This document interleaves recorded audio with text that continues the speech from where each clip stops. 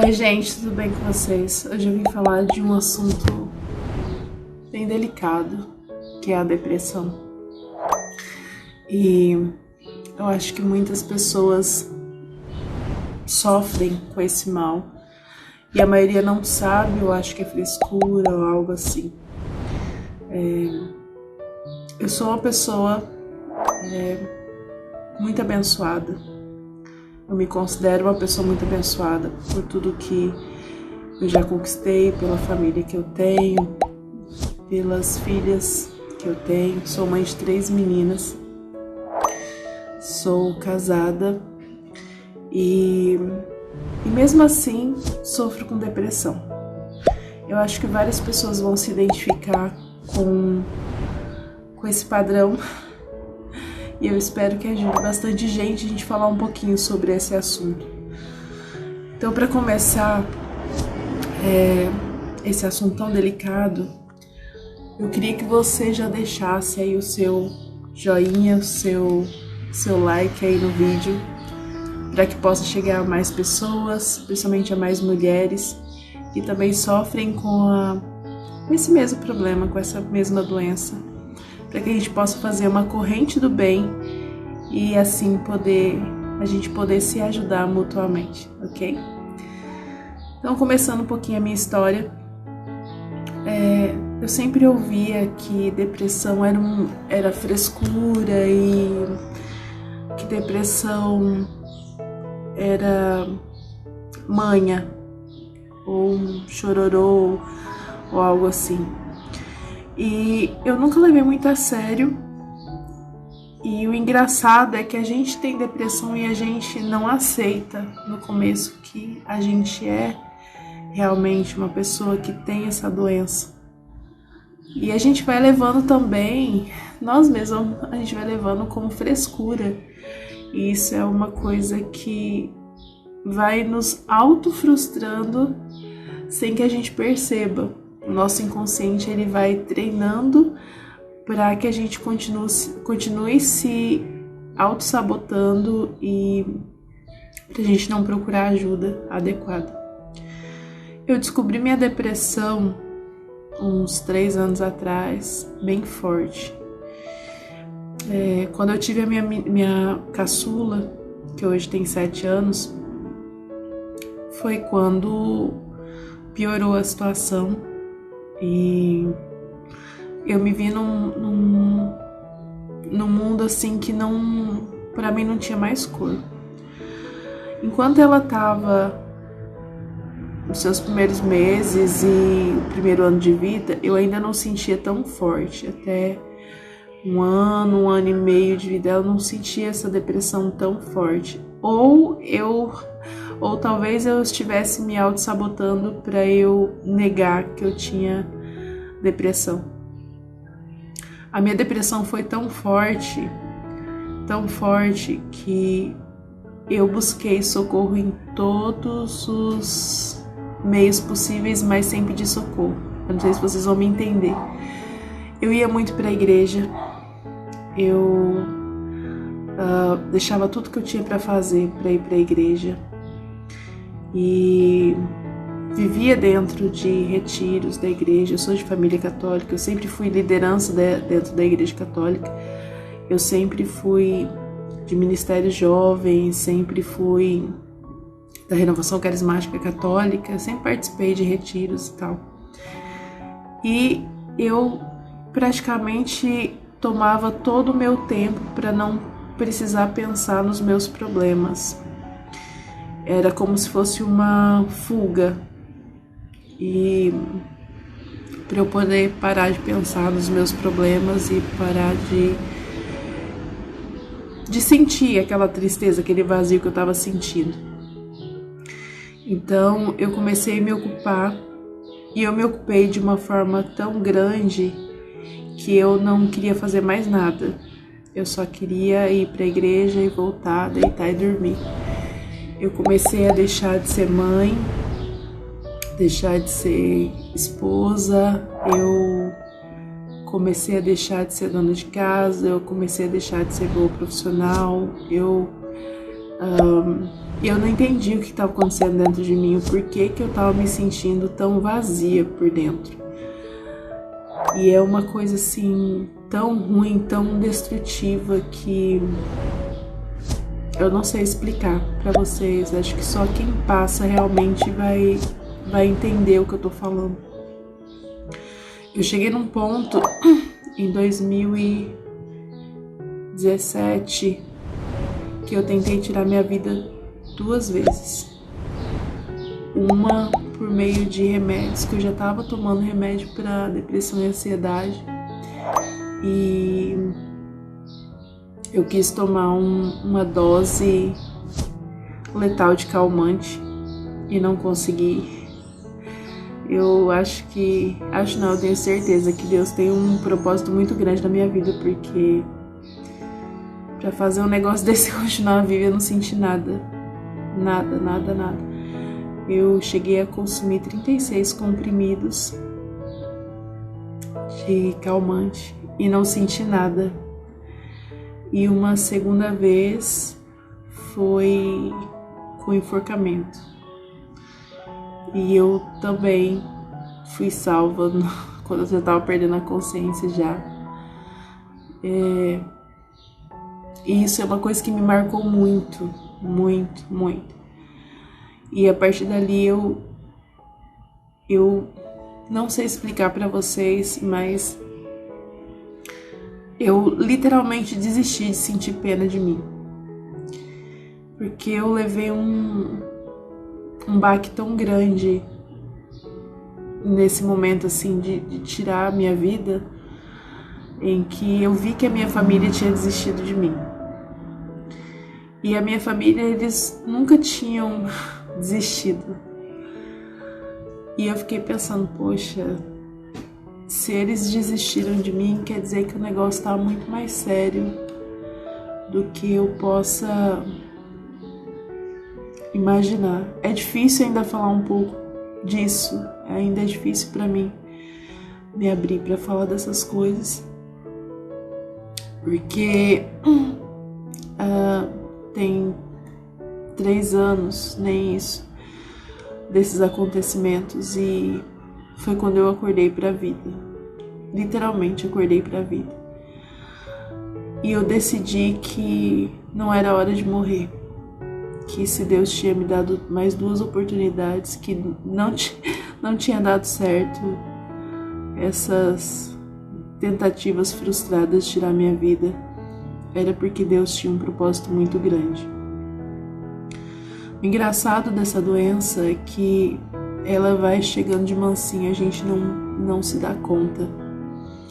O meu esposo, ele chamava pra sair, eu não tinha vontade de levantar do sofá, de levantar da cama. A minha vontade era ficar deitado o dia inteiro no escuro, sozinha. Eu chorava muito. Às vezes eu ia dormir chorando por não me sentir uma boa mãe, por estar fazendo minhas filhas passarem por todo esse sofrimento que não era um sofrimento delas e não era um sofrimento que elas tinham a obrigação de passar. Era algo meu e que eu tinha que lutar contra aquilo, mas eu não me sentia com força para sair daquilo ali. Isso me martirizava muito, me machucava muito, porque uma vez eu ouvi assim que copo vazio não mata a sede, e eu tava me sentindo literalmente um copo vazio, que eu não tinha nada para oferecer para os outros. Então naquele momento eu sentia que eu não era útil para as pessoas, eu não era uma pessoa que valia a pena continuar ali. E eu fui me convencendo disso, até eu chegar num ponto de tentar tirar minha vida. Eu estudei muito, eu fiz faculdade de serviço social, e eu lembro que quando eu era mais jovem, adolescente, eu era muito dinâmica, eu era muito ativa, Quem me conhece sabe que eu trabalhava como voluntária numa instituição chamada Oratório Dom Bosco, que é uma organização católica. E tinham 2 oratórios na minha cidade, o Oratório Dom Bosco e o Oratório São Francisco de Assis, que ficava em torno de 5 quilômetros da minha casa, que ficava do outro lado da cidade, em outro bairro. E eu ia, toda vez que tinha evento, mesmo se eu estivesse a pé, eu ia andando, eu saía 2 horas mais cedo da minha casa, eu queria estar participando, eu queria estar trabalhando, eu queria estar entre pessoas, eu queria fazer gincana com as crianças, porque a gente trabalhava com crianças carentes. E eu queria estar em todo aquele movimento, todo aquele agito todo, sabe? E eu ficava me comparando muito com essa Ana Paula de antes. E eu ficava perguntando aonde foi que eu parei, onde foi que tudo começou a dar errado, onde foi que a minha vida começou a travar. Literalmente, onde que eu me perdi. E isso é muito difícil ainda, porque a nossa vida profissional é tão importante. E quem trabalha desde cedo sabe, quem sempre gostou de sair, de se divertir, de estar com os amigos, de trabalhar mesmo, sair de casa todo dia, ter aquele horário para trabalhar, tudo. E eu tinha essa vontade, essa inspiração todos os dias, e aquilo ali foi me matando. Para eu começar a me dar conta da minha doença, a minha família teve que literalmente desistir de mim. E foi o momento mais difícil da minha vida, eu posso dizer assim, porque quando você desiste de você, mas as pessoas não desistem de você, é um alívio. Parece que mesmo se você conseguir morrer, eles ainda vão sentir tua falta. Naquele momento, eu literalmente parei para pensar que se eu morresse naquele momento, minha família ia sofrer muito, mas eles não iam sentir a minha falta, eles iam sentir como um alívio, que já que eu queria mesmo, então, que fosse. Então, na minha cabeça, eu comecei a me perguntar que tipo de legado que eu queria deixar, que tipo de recordação que eu queria deixar para as minhas filhas. Será que era... Se eu queria ser tanto uma boa mãe, por que eu estava fazendo aquilo? Por que eu estava me sabotando daquele jeito? E eu comecei a acordar e comecei a dar um pontapé. Na época, eu precisei me separar do meu esposo, eu precisei sair de perto da minha família, eu precisei dar um tempo da minha vida para poder acordar.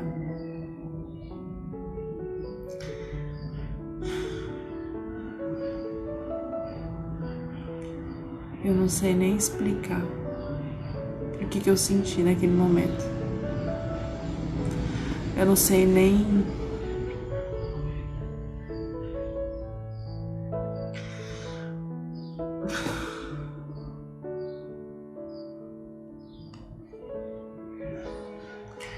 É a primeira vez que eu falo sobre isso abertamente.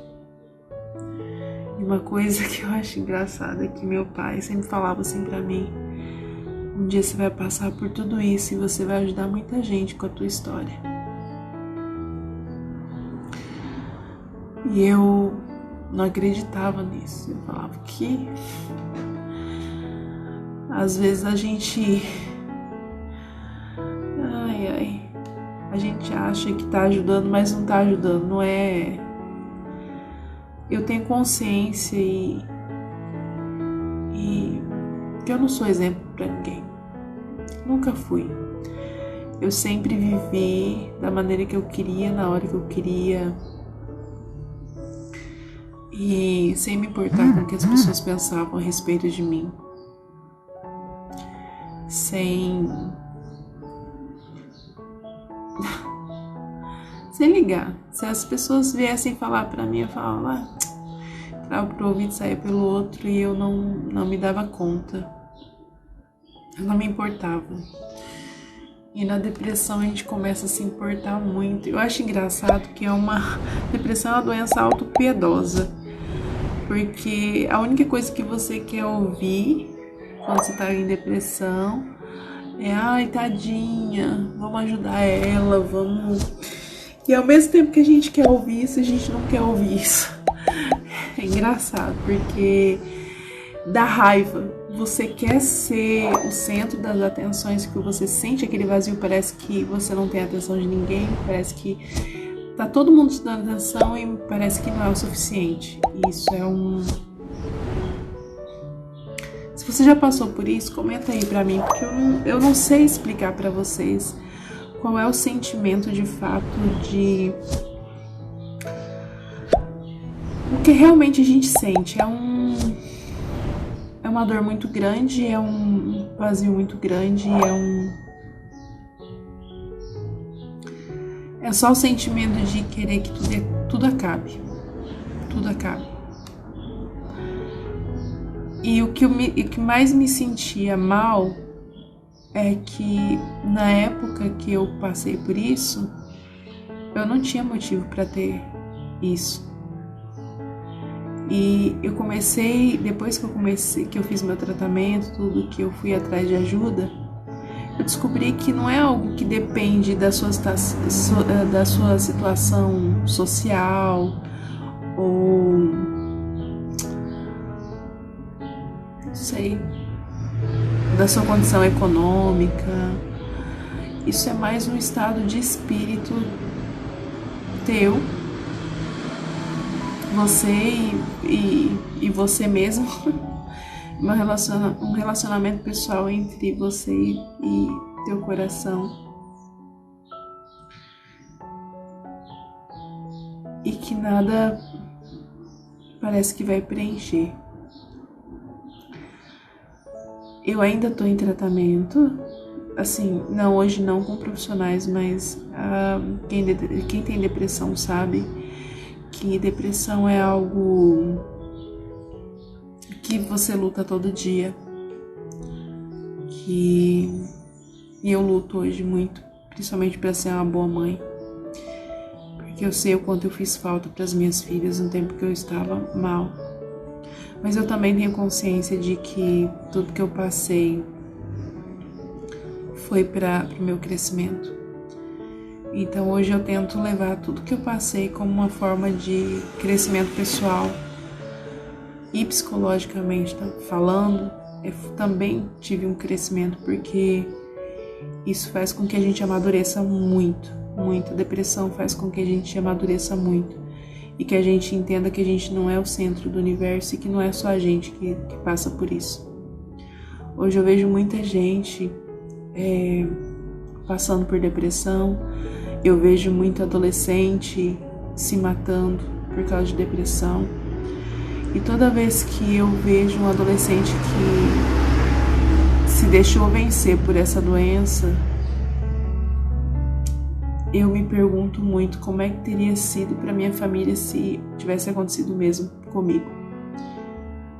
E eu agradeço muito a Deus pela desistência da minha família, porque talvez se eu não tivesse levado esse baque para eu aprender a andar com as minhas próprias pernas, talvez eu não ia estar aqui hoje. Talvez eu não teria mais a minha família, eu não teria mais minhas filhas. E até hoje tem muita gente que acha que o que eu passei foi frescura, que era só para chamar atenção, e a única coisa que eu queria era entender o que estava acontecendo comigo. Depressão não é brincadeira, depressão não é frescura, depressão não é chororô. Depressão é uma coisa muito séria e que mata.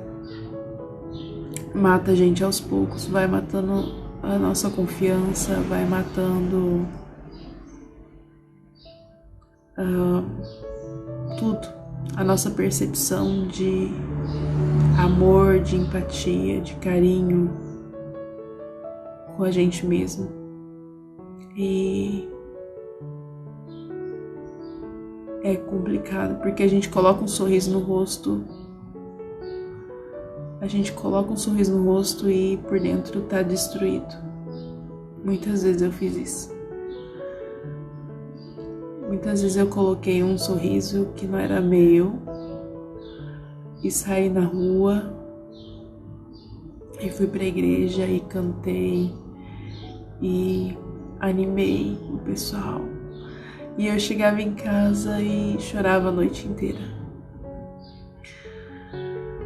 Muitas vezes eu ouvi falar, assim, pessoas até da igreja falando pra mim que era falta de oração e falta de uma aproximação maior com Deus. E eu acho que Deus nunca esteve tão próximo de mim quanto nesse momento da minha depressão. Eu sei que Ele estava ali. Eu sei que Ele me ouviu. Eu sei que Ele me amparou. Ele me abraçou, me pegou no colo. Eu sei o quanto eu orei. Eu sei o quanto eu coloquei meu joelho no chão.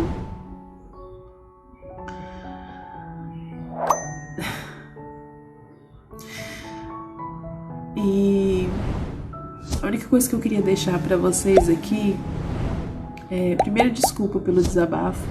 Esse vídeo ficou longo pra caramba e acabou que a gente falou mais sobre sentimento do que o que é realmente a depressão.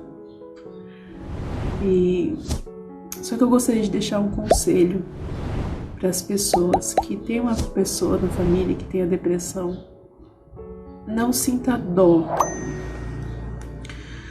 e não jogue na cara dela que ou dele, de quem quer que seja, criança, adolescente, adulto, idoso, porque essa doença ela ataca sem discriminação de idade, raça, credo.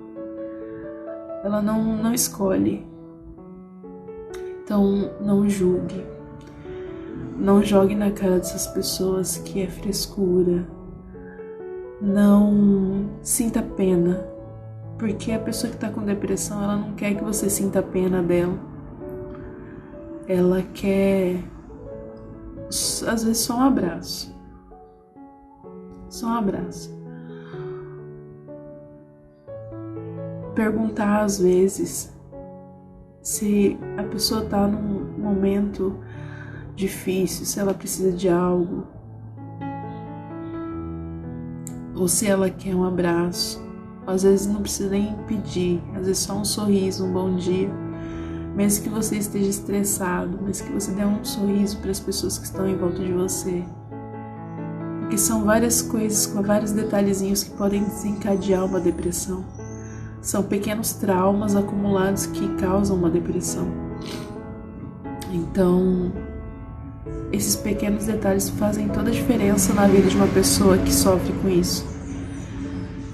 O simples fato, às vezes, de você dar um sorriso diferente para uma pessoa que está passando na rua pode salvar a vida dela e você não sabe. Eu tenho uma amiga muito querida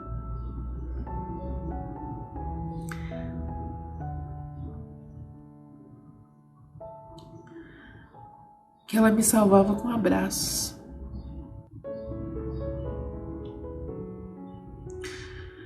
Ela não sabe quantas vezes ela salvou a minha vida com um abraço.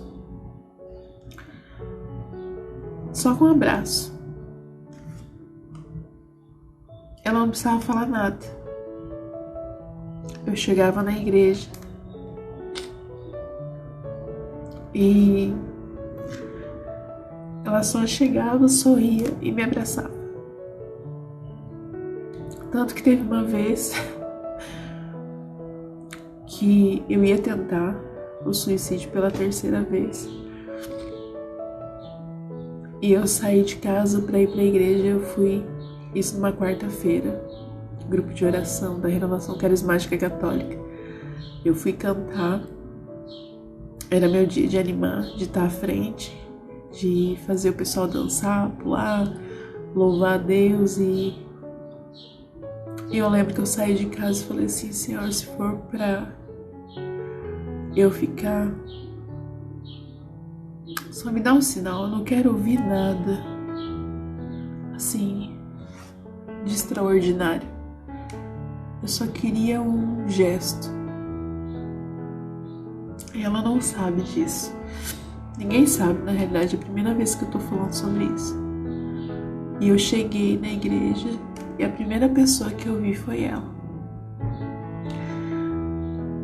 E ela me deu um abraço tão forte. E tão gostoso, assim, uma acolhida assim. Não era uma acolhida de acolher todo mundo ali naquele momento. Parecia que era Deus falando assim pra mim: filha, não desiste. Não desiste porque não é agora. Não é o momento certo pra você vir pra cá, ou não é isso que eu quero pra tua vida. E tudo isso eu senti só no abraço dela. Ela não precisou fazer nada mirabolante, ela não precisou falar nada, ela não precisou ter dó de mim. Ela não precisou me perguntar se eu tava bem. E quantas vezes eu já desabei chorar no abraço dela. Quantas vezes. Então assim, tratem as pessoas com carinho. Um abraço, um sorriso, ou um bom dia, com amor, salva vidas. Vocês não têm ideia de como salva a vida de uma pessoa. E é isso, pessoal. Eu vejo vocês no próximo vídeo. Esse vídeo ficou bem longo, mas era necessário esse desabafo para que a gente possa começar a conversar sobre esse assunto, porque para mim ainda é um assunto muito delicado. Então eu quero fazer desse canal uma terapia para que eu possa terminar de curar essas cicatrizes. E eu espero que esse processo de cicatrização e de cura possa servir para a cura de outras pessoas também. Deixa aqui para mim nos comentários se você sofre com depressão. Me conta a sua experiência. Eu vou deixar meu e-mail aqui embaixo. Manda para mim se você quiser, me manda a sua história. Se você quiser que eu conte sua história aqui dentro do canal, pra gente poder conversar, pra gente poder bater um papo e falar sobre coisas do dia a dia, da nossa vida, vida como mãe, dona de casa, como profissional e principalmente como um ser humano que ama a vida, independente dos problemas que venham a surgir, tá bom? Um grande beijo. Peço desculpa mais uma vez pelo vídeo longo. E eu vejo vocês no próximo vídeo. Até mais.